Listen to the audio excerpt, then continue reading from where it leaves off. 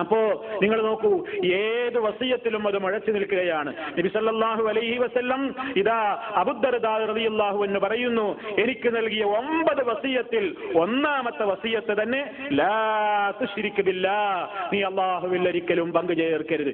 Wine ഖുത്തിഅത ഔ ഹുരിഖത, നീ കഷ്ടമായി മുറിക്കപ്പെടുകയാണെങ്കിലും നീ ചുട്ടുകരിക്കപ്പെടുകയാണെങ്കിലും ഏത് പ്രതിസന്ധി ഘട്ടത്തിലും നീ ഉറച്ചു നിൽക്കുക. ഇതാണ് ഒന്നാമത്തെ വസിയത്ത്.